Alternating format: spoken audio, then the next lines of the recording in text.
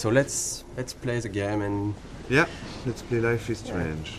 So this is the very beginning of the game. I think this is one of the very difficult sequences of the beginning of the production because this is the first time the player will see what the game looks like and will be inside the story. So we got a lot of discussion about this one and a lot of discussion about the shots, how we are going to present Mac's character. The important, as this is a video game, is the player to know where he has to go and the objective of each scene. This scene is a link to the end of the game, of course, and it's also to close the loop and begin with this scene.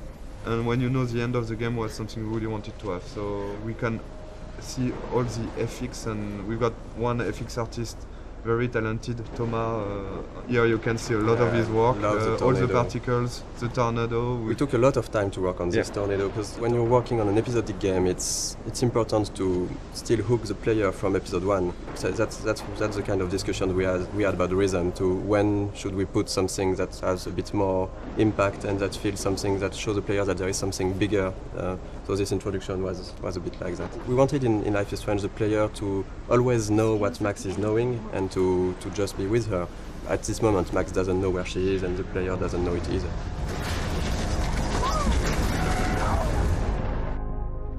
We're back to the high school, and which is one of the most important settings of the game, of course, the high school setting and the Blackwell Academy. High school is something where the player will feel comfortable because he knows it, but the transition from the cliff to there is the twist of having something really different, and that should hook the player to say, oh, it's not just a teen story, there is more to it. And then, of course, we can go much over than that and twist it and change the characters. But it was an interesting starting point creatively. This kind of introduction is really important because in one sequence with some shots you have to discover all the different characters, the main ones, so you will see of course Jefferson, Kate and Victoria. And it was quite hard to decide between not showing too much, to not break the idea of the game, to not be too big compared to what the game would be after. There is a lot of themes of big ideas on the game, and of course photography is one of it, because photography is still a way to look back to the past. It's linked to the theme of rewind and time manipulation and nostalgia, and that's one of the reasons why Max came back to Arcadia Bay to attend this photography class. I think for the player to be like Max back in this town when she don't know everyone, but you've got to respect the schedule. It's really, as a player, something great to discover. Also, the lighting was really important in this scene to break the cliff ambience by this sunny atmosphere and all this light coming from the windows. And maybe we decided to have a private high school rather than just a regular high school of course for the photography course, but it was also to be able to have less students because we wanted the story to be a bit more intimate. We didn't want it to be like this huge high school with so many students. But based on what the player is doing, you can really learn more about them and see that they're actually not just the stereotype and the archetype you would think they are.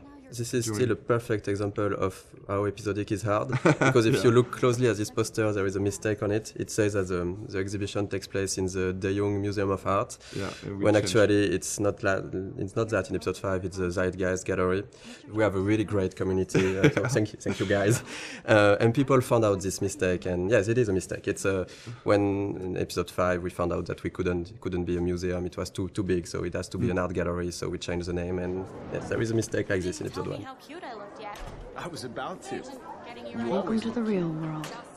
We really wanted to have this feeling of being part of a whole high school. So it means a lot of people, it means bullying, it means difficulties when you're a teenager in this kind of world. And showing the different cliques and different kind of teenager. I think a lot of players love this introduction. The use of music here is really important.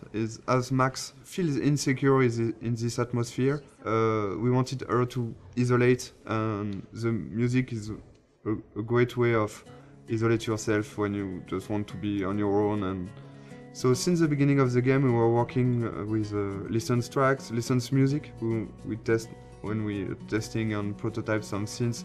We put some licensed tracks from artists we love, Sin Matters one of them. And when we ask Jonathan Morali, who is the lead of Sin Matters, if it's possible to use his music, he's a gamer, so it was really happy to have this new experience, and for us it's just incredible to work with him. And this quite of editing is really difficult to do, because you have to choose the important moment in a song and to choose the right images. Because our writer Jean-Luc has written many scenes built around music. The edit is based on the music. It's not the other way. The music is really important in the game. It explains a lot about the characters, because the choice of the music, the choice of the artist means a lot. For example, Chloe won't listen to the same artist as Max. For the anecdote, for this guitar part, we asked the lead singer of Sin Matters to take his guitar and to play on top of Gonzalez's song in a clumsy way, to be sure that it would be like Max playing guitar.